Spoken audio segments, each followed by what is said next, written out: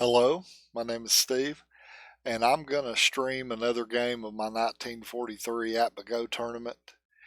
And tonight I have the 1943 Philadelphia, I'm not sure if they were called Phillies or Blue Jays during the war. I know they flipped around a little bit, but they're hosting the 1943 Detroit Tigers.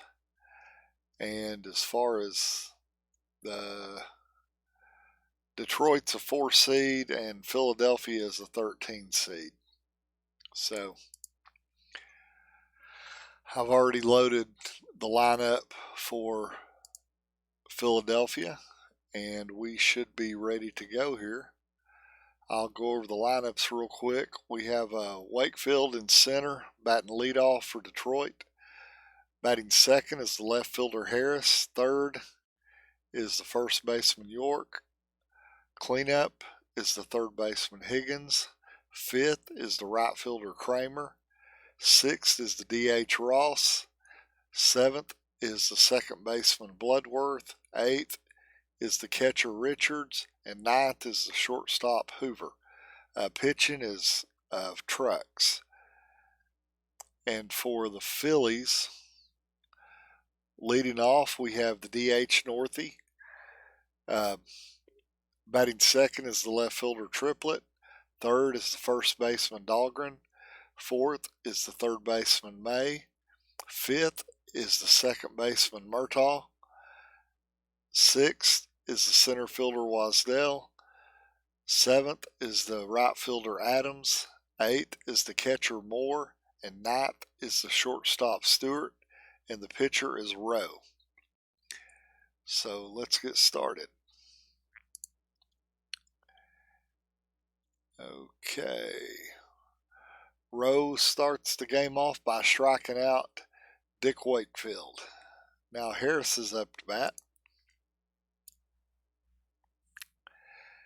And he gets a 1 on his card, and that is a home run.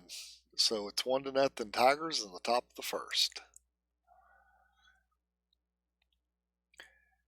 And Rudy York gets a 62, which is a 37, and that's a strike. Oh, and the both teams are in fielding 3.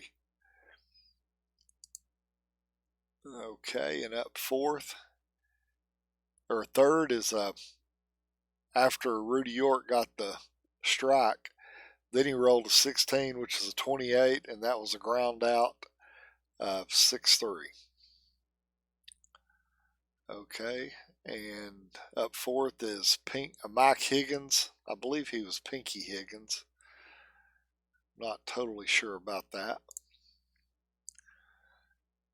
And he gets an 8, which against the B pitcher, that is a fly out to center field. So we go to the bottom of the first, and Detroit's up 1-0. Ron Northey leads off for the Phillies.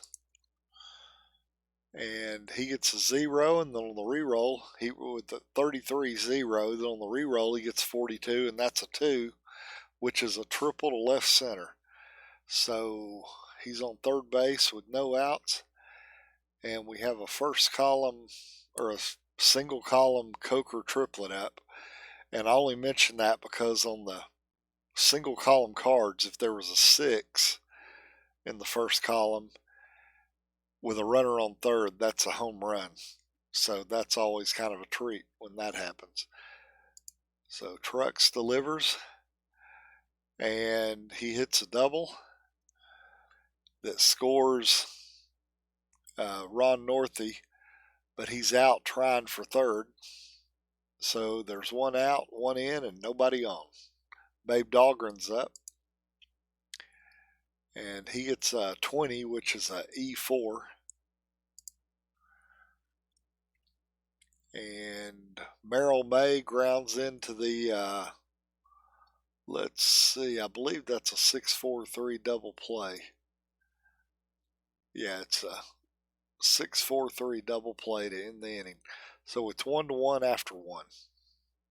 Here's Doc Kramer up. And he gets a 0, and on the re-roll he gets a 14, which is an 8, which will be a single. And anytime there's a second column number that is a single, it always goes to the D column for the pitcher. So even though row is a B, since that's a second column 8, it's the result of a against the D pitcher. So we have a runner on first, and Don Ross is up.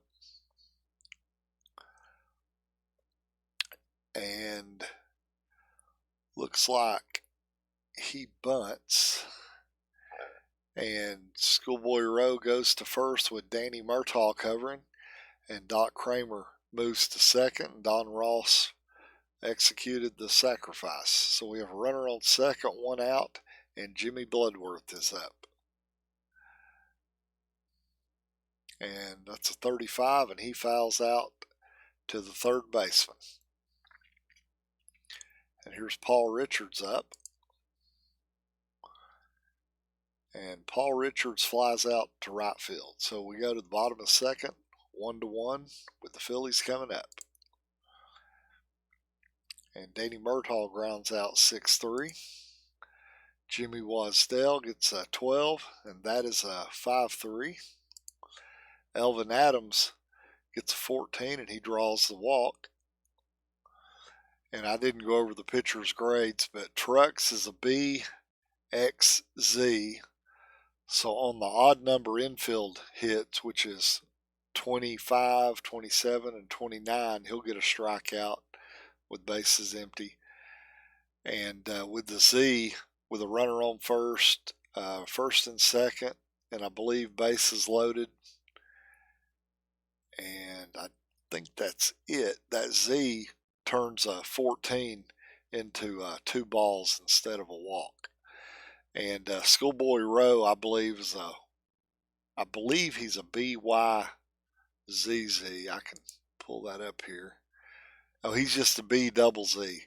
So with bases empty, he turns a 14 into 2 balls. So that'll reduce the opportunities for the other team to draw a walk on him. So we have 2 outs, bottom second, and Elvin Adams is on first with D. Moore up to the plate. And D. Moore gets a 61, which is a 36, and that's a wild pitch. So Elvin Adams advances to second.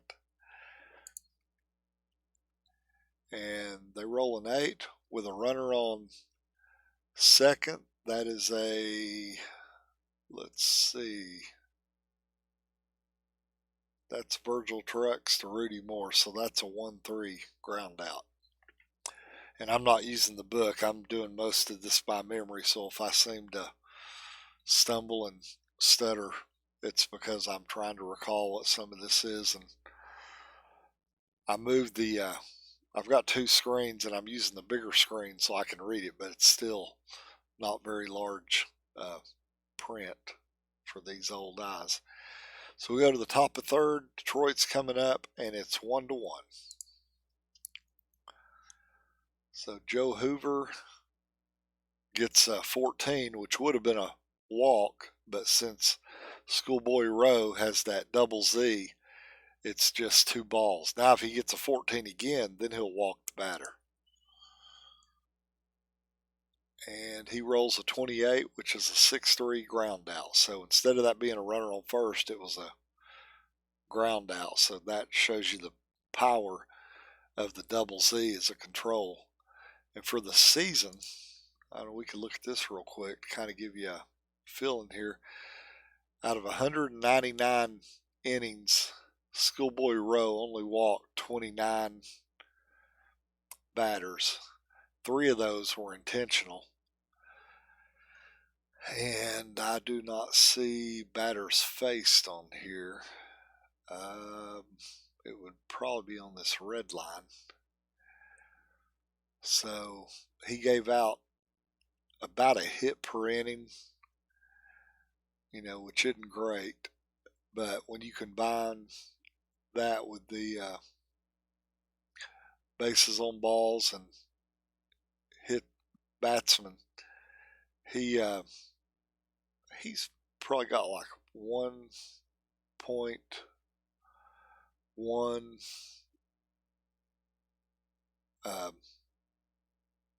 Yeah, maybe a 1.1 whip. Just kind of eyeballing it because I don't see whip on here. I see fielding and batting stats. So yeah, that's pretty good. That control really helps, especially with a poor fielding team. Although you're giving the batter another chance to roll an error number, but he could also roll another hit number. Dick Wakefield's up with one out in the top of the third, and we get a 7, which is a single to right. So Wakefield's on first. Ned Harris is up. He gets a 27, and that's a 5-3 ground out, and that advances the runner to second. So we have a runner on second, 2 outs, and Rudy York's up. And Rudy York draws the walk. So he will give up walks with a runner on second, runner on third, runner on second and third, and I believe runner on first and third. But the double Z, the only difference between it and a Z is it knocks the walk with bases empty down to 2 balls. So it's still pretty powerful. Okay. So we have Pinky Higgins up. Runners on first and second, 2 outs. He's a cleanup hitter. And he grounds out 4-3. So we're going to the bottom of third, 1-1. Here's Glenn Stewart up, and he gets a 13, which is a strikeout. Ron Northy's back up at the top of the order. He gets a 31. That's fly out to center field. Coker Triplett gets a 4, and that's a double over third, so he's on second with 2 outs, and Babe Dahlgren's coming up. Babe Dahlgren gets a 12, and with a runner on second, that 12 is a strikeout. So here's Doc Kramer leading off the top of the fourth. He gets a 31. That's fly out to center field. Here's Don Ross. He gets a 30. That's fly to left. Here's Jimmy Bloodworth. He gets a 13, and that's strikeout. So we're going to the bottom of 4, 1-1. And Merrill May's up to bat. He gets a 39, and that is a strike. And he gets a 14, so he draws the walk. So we have a runner on first and no outs. And Danny Murtaugh has some 31s, which on a hit and run play, those turn into hits. Let's look at May's card, which I can do here by looking at the previous card. If he had some 11s in the first column, that means the 14s on Murtaugh's card I believe, would be a stolen base for Merrill May. I'm not a real big fan of the hit and run, or the run and hit, or however you want to call it, because I just prefer to let things kind of happen. So Danny Murtaugh, or Merrill May, I should say, he rolls a 30, which is a fly out. Yeah, Danny Murtaugh gets a 30, which is a fly out to left field, and the runner holds. Jimmy Wasdell's up with 1 out, and he grounds into the 6-4-3 double play. So here's Paul Richards leading off the top of the 5th. He grounds out to the second baseman, 4-3. Here's Joe Hoover. He gets a 12, which is a 5-3 ground out. Dick Wakefield gets a 13, and that's strikeout. So we're going to the bottom of 5, 1-1, with Elvin Adams coming up. He gets a 32. That's fly to right. Glenn Stewart is up. And, D. Moore grounded out 6-3. Sorry, I missed that. And Glenn Stewart's up with 2 outs. and he gets a 30, which is a fly to left. So that's another 1-2-3 inning. So we have 1-1 going to the top of the 6th, and Ned Harris is up for the Tigers. He gets a 1, and that is a home run, and we now have a 2-1 ball game. Here's Rudy York. Rudy York gets a 13, and Schoolboy Rowe comes back strong and strikes him out. Here's a Pinky Higgins. He gets a 7, and that's a single to right. Doc Kramer up with 1 on.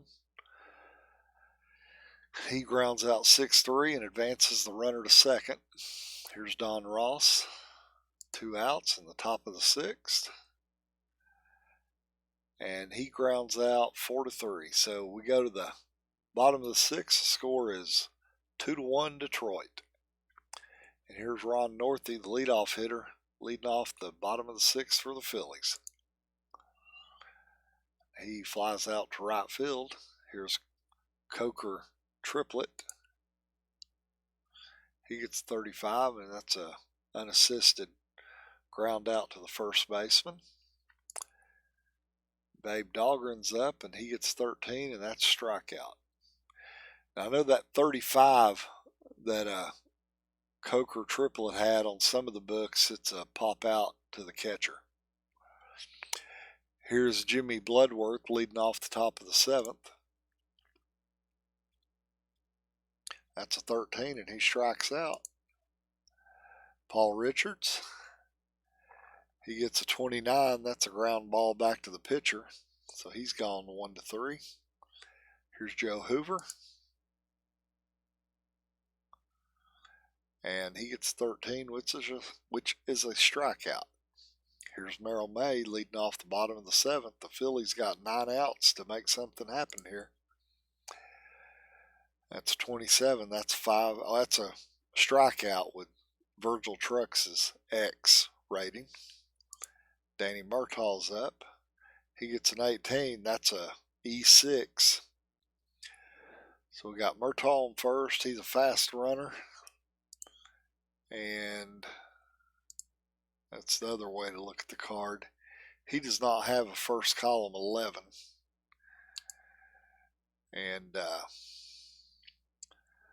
I'm just going to hope that Jimmy Wasdell can make something happen here.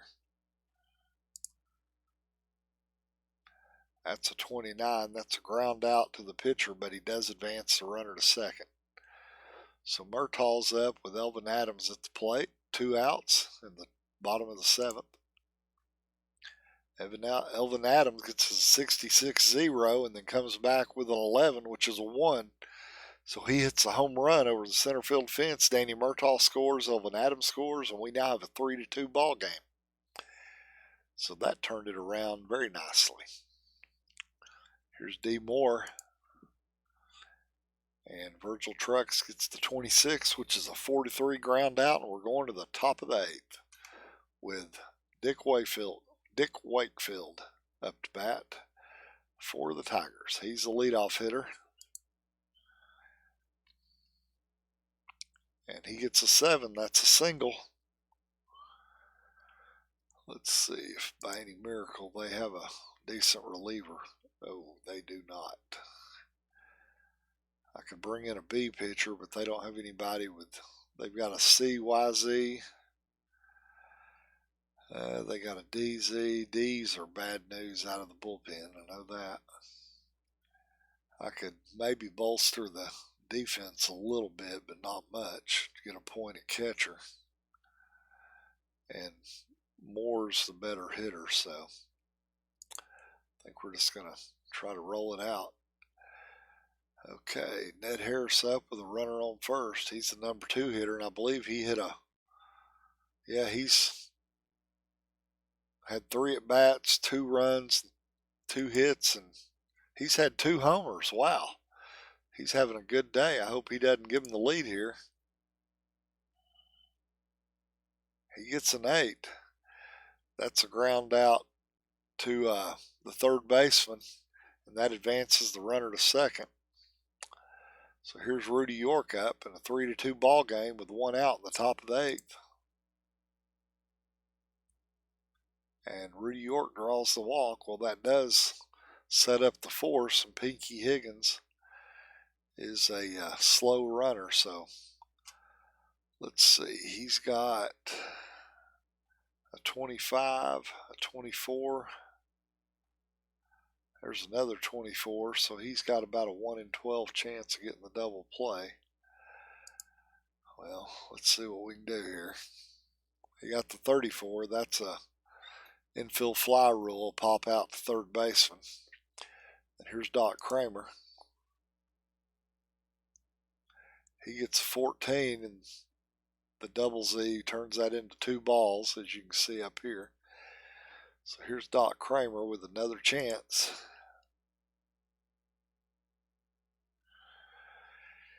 And Doc Kramer got the 26, which is a ground out to the pitcher. That's interesting.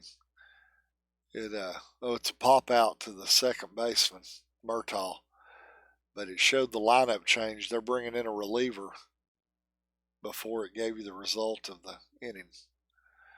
That could be a little bit of a nuisance, but it's probably just recorded the out before it actually showed the script. Okay, so we have Dizzy Trout as an A2Y, and Glenn Stewart is leading off the bottom of the 8th for the homestanding Phillies. Glenn Stewart gets a 30. That's a fly to left. Ron Northey gets a 0, and then Ron Northey gets a 2, and he may be a slow runner, but he just legged out a triple. So I imagine if they were playing in Shibe Park, that hit somewhere on that short wall in right field and scooted away from the right fielder, because you don't see a lot of slow batters getting triples.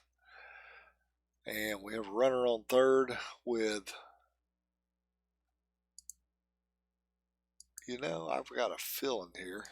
That might be Northey's second triple. Yeah, it's his second triple of the game. Wow. That's kind of unique. Okay, so we got Croker triplet up with a runner on third and 1 out. And I'm going to play safe with the runner because I know there's a couple instances where funny things happen. And he's got a 40. I don't think that's one of the bad ones, or not overly bad. I've not got my book here in front of me, like I said. Let's just see what happens. Well, he drew the walk, looks like. Oh, he got a 40. So he popped out on a routine fly. The shortstop dropped a routine fly, so that's his second error of the game. So we have runners on first and third, and Babe Dahlgren's up, and he has a 41. He's a first baseman. So anytime you have that 41, especially with runners on first and third, some people use a randomized rare play chart. You don't have that option in APBAGo, but let's hope we don't roll a 62. It could be I know if the bases are loaded or first and second, I believe it's a triple play. We already have 1 out, but anyway, that could be something interesting. 24. So they must have been playing in maybe and just cut down the run at the plate. I know if they would have been a fielding 1, that would have probably been a double play. And if they would have been playing back, I believe that would have been a double play. I'm not sure about the fielding 3 because I usually try to play with teams that don't have fielding 3. But anyway, the runners cut down at home, and we have runners on first and second with Merrill May up. And he gets a 7, which is a single to left. Croker triplet scores from second, and Babe Dahlgren goes to third. So we got runners on first and third in a 4-2 ball game with 2 outs in the bottom of the 8th, and they need those insurance runs.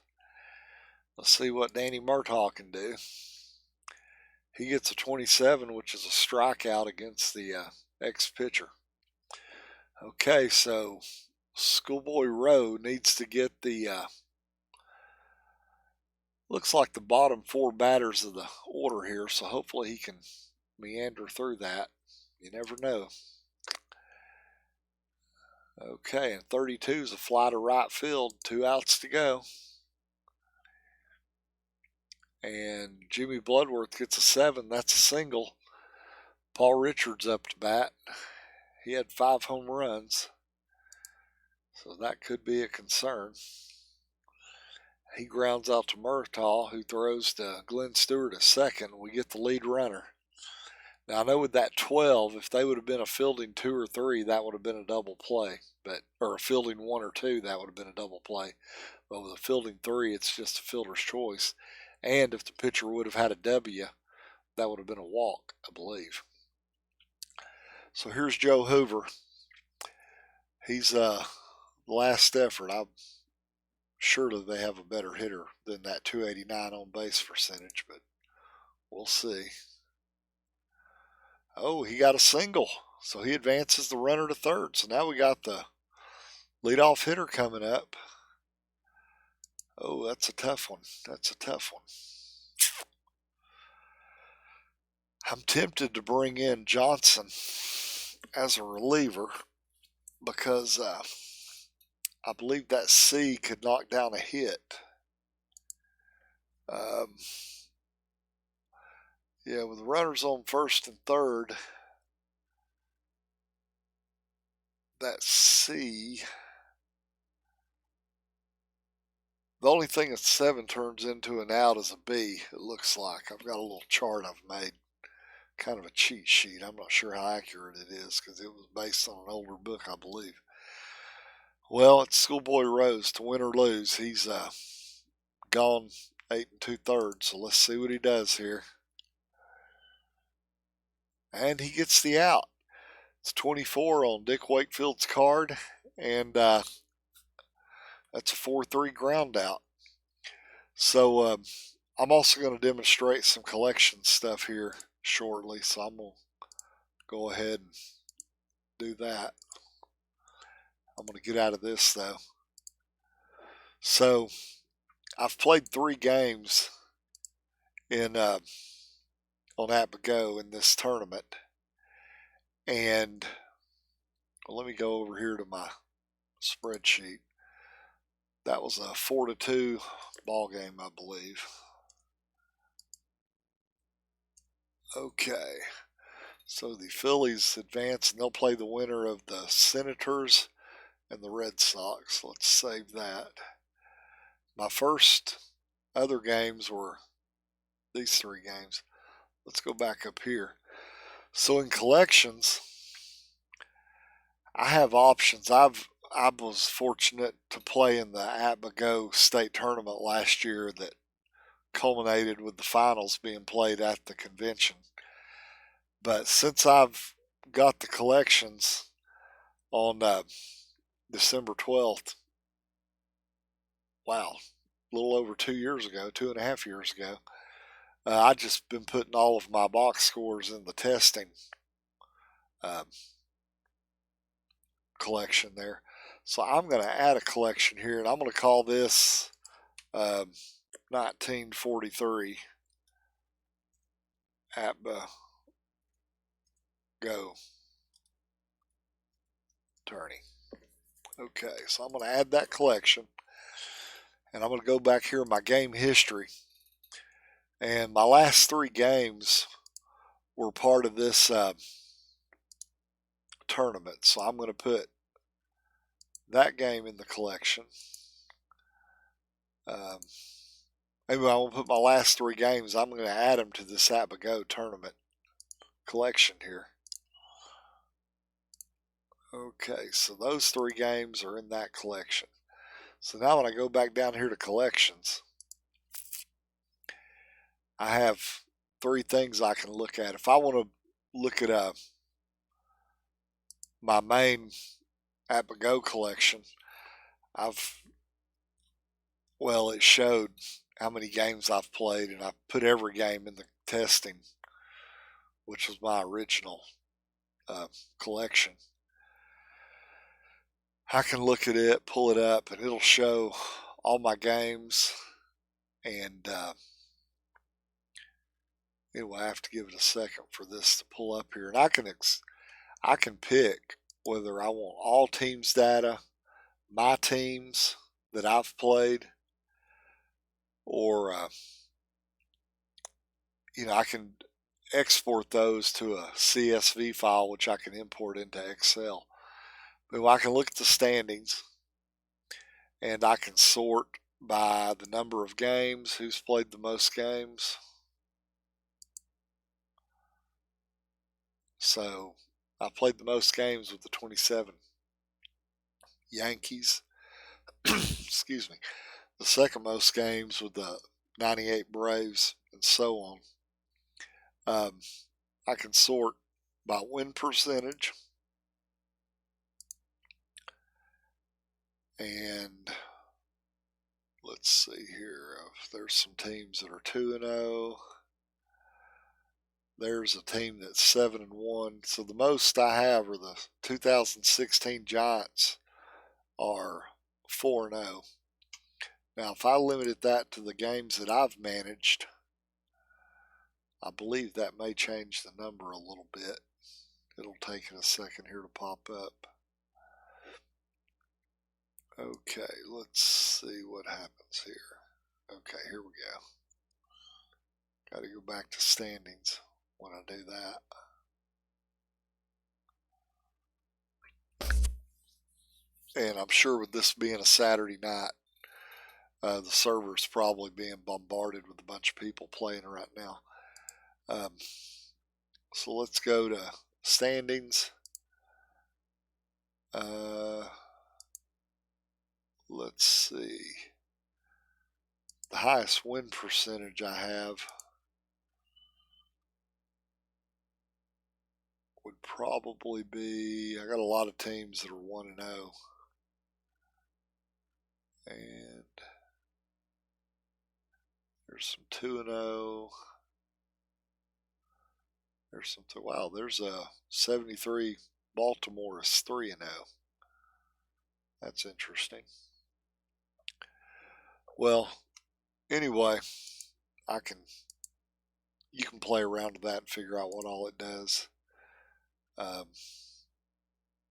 Teams gives me the batting stats as a team, and that's because it's going back to my all teams data here. So let me give that a second to load up. Getting a little ahead of myself. And we've been going about 33 minutes here. Probably need to wind this down. So I can go back to my teams. And this is the batting stats for all the teams I've played.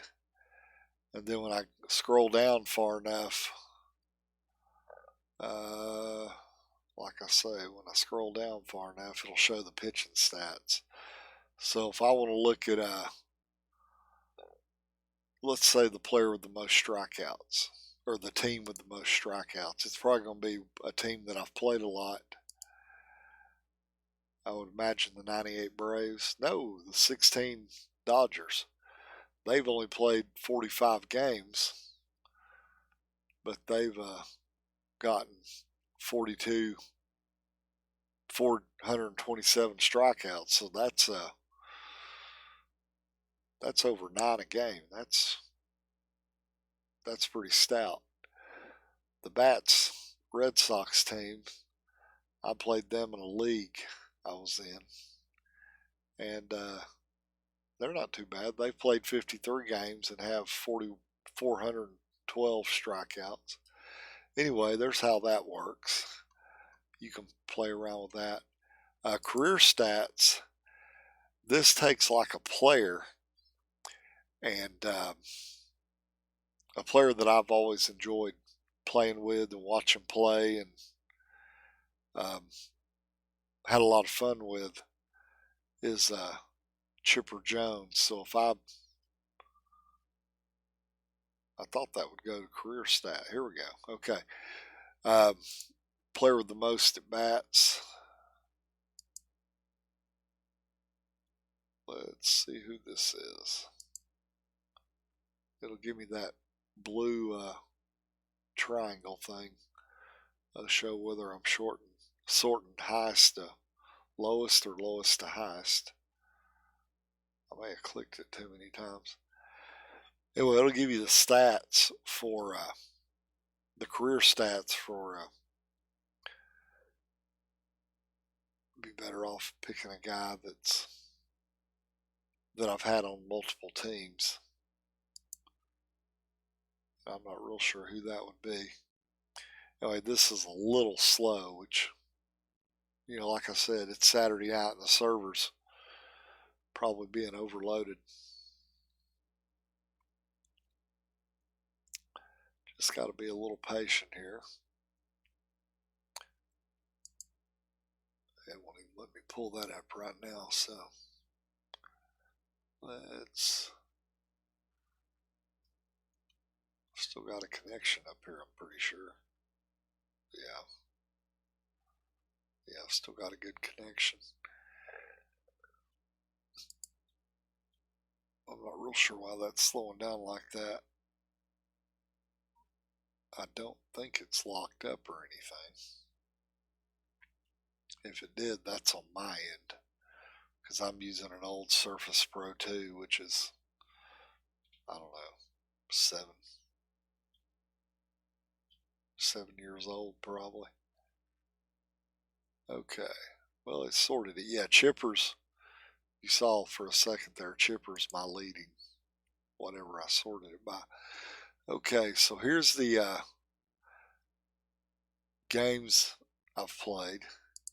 Here's the standings, which, played 6 games, so there's 3-0 teams and 0-3 teams. The teams, their OBP is, the Cubs, the 43, had a pretty good OBP. And I can actually show all this on one page because it's just 6 teams. Let's look at whip. Which team's got the best whip? Well, interestingly, the Cubs have the best whip, and they lost. And I can look back up here at my bracket and tell you who they played. The Cubs played the Indians. And the Indians, had a relative, for this group, just playing one game, they had a 1.2 whip, and they won. The Cubs had a .84 whip, and they lost. But, that's baseball. It's getting timely hitting is, one of the most important aspects of the game. The Cubs also had the highest on-base percentage, and Cleveland had the lowest. So, like I said, that just shows you timely hitting. Anyway, I'm not real sure what all I can explain more about that. I'm not even sure if this tournament thing works. I know, anyway, I know what I was going to show. The collections, that's $10. And I paid for the collections because I'm not a big stat guy, but I enjoy just seeing who's doing well and who isn't. The custom teams unlocks let you create teams from the players you own, which is kind of like I know on the Baseball for Windows that would kind of be the equivalent of the advanced draft module in that. One other thing, just to demonstrate some oddities, that, in my lifetime, a couple of the best pitchers ever were Greg Maddux and Pedro Martinez. And when this pulls up, I want to show my players that were great in real life that I'm guessing Maddox may be a little better than a 500 pitcher, but I don't think Pedro is. I know I don't have my board game stats in here, but Pedro, he's, for as great of a pitcher as he was, I'm just not a good enough manager for him to do well. I've got this sorted by innings. Here's Pedro Martinez. Well, that's just one. Let me go to career stats. Because, let me see here. Is Maddox up here? He's 9-3. That's with the 98 Braves. Pedro's 6-7 with the Bats team. That was the league I played in, and I knew he didn't do well. I mean, I know it's a tough league, but he's one of the all-time great pitchers. I think he ought to do a little better than that. Okay, so let's go up here to pitchers, and let's sort by games. There you go. Pedro's 16-13. You know, he's better than 500, but not by much. Nolan Ryan, I was playing a bunch of games with the 73 Angels, and I'll just say he wasn't doing as well as I would have hoped. He's one of my favorite players. Let's see, I'm sure he's down here a little bit. And these are career numbers. So if I've used him with another team, that would show up here. Let me get this back up. Okay, yeah, Papelbon was probably he was probably one of my best relievers because he's got 54 innings. But I can guarantee I brought him in high leverage situations. I didn't save him for a 1-2-3 bases empty bottom of the ninth. I brought him in when I thought he could help me a little bit. You see Greg Maddux, he's 25-15.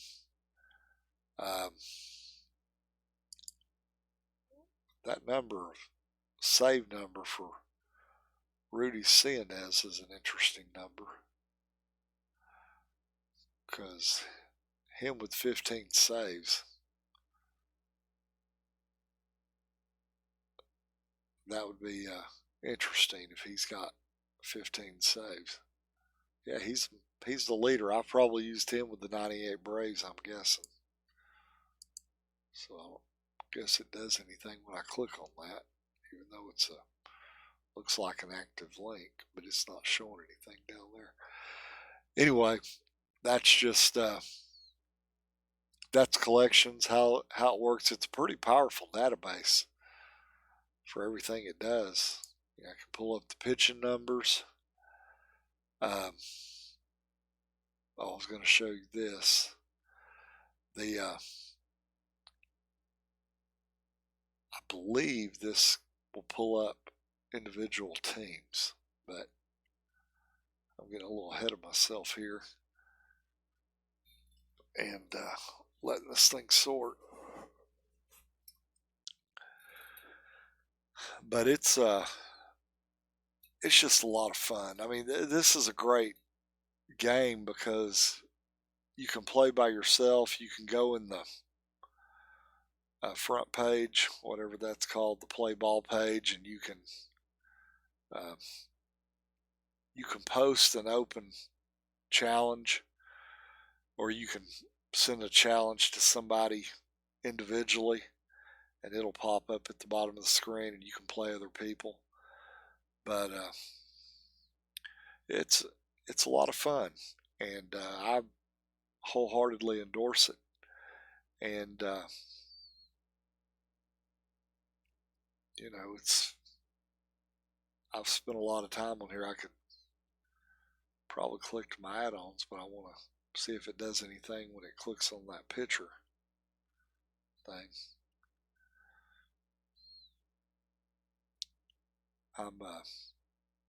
I'm pretty sure Saturday night the server's being a little overloaded, And like I say, it could be my machine's a little slower. I know it's not my internet speed, but the processing speed on my machine, if it has to do anything, it's a bit of a handicap, I'm sure.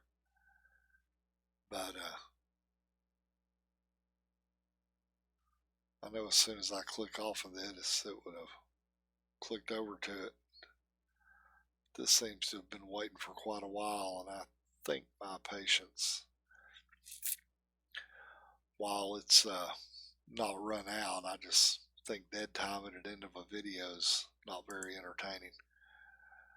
Okay, let's go back to it's only showing 25 users, but I'm not real sure that's an accurate count. And you can post, people talk, chat in here, whatever, and pick who they want to play. Anyway, that's another game in my APBAGo tournament, and it's also a little quick review of the collections module. So as always, if you have any questions, you can drop me a line down in the comments. My email address is my APBAGo username. So you can shoot me an email. You might put APBAGo in the subject or whatever, so I know what it pertains to, because I do scan my spam folder to see if there's anything there I need to know about. But anyway, that's what I have. So thanks a lot, and please like, and if you're so inclined, you can subscribe and hit the bell to receive notifications of future videos. Thank you.